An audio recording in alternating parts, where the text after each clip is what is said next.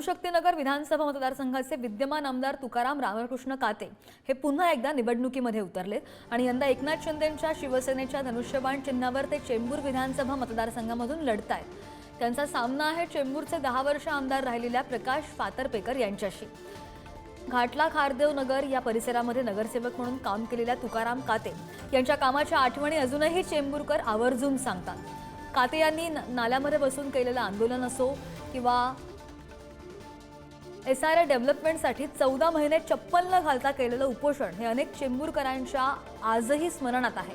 असा माणूस पुन्हा आम्हाला प्रतिनिधी म्हणून मिळाला तर चेंबूरचे अनेक प्रश्न मार्गी लागतील अशी आशा चेंबूरकर सध्या व्यक्त करतायत। काते यांना प्रचारामध्ये मतदारांचा चांगला प्रतिसाद सुद्धा पाहायला मिळतोय आणि त्यामुळे चेंबूरमध्ये धनुष्यबाण विरुद्ध मशाल ही लढाई कोण जिंकणार याची उत्सुकता आता शिगेला पोहोचली आहे। समाजसेवा 20% राजकारण हे तुमचं मंत्र आहे ते घेऊन मी उतरलोय। म्हणून मी बसलो आता त्याने ताबडतोब महापौरांना आयुक्तांना सर्वांना तिथे पाठवलं। मला बोलले उपोषण सोडा। मी बोललो उपोषण सोडणार नाही जोपर्यंत मला लेटर द्या की ह्या झोपड्या तुम्ही काढणार आणि बाजूला गटर रुंद करणार।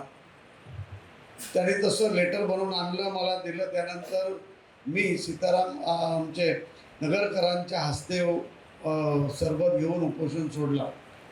त्याच्या पुढे तो नाल्यामधल्या 150-200 झोपड्या त्या तोडून त्यांना फेकलं नाही। त्यांना पक्क घरं दिली, त्यांना पक्क बिल्डिंगमध्ये घरं दिली आणि तो नाला आता मानपूरच्या लिंक रोडपर्यंत एकदम क्लिअर आहे। म्हणून पाणी आपल्याकडे तुंबत नाही। असं काम करणारा माणूस आहे। म्हणून तुम्ही एकदा मला आशीर्वाद द्या।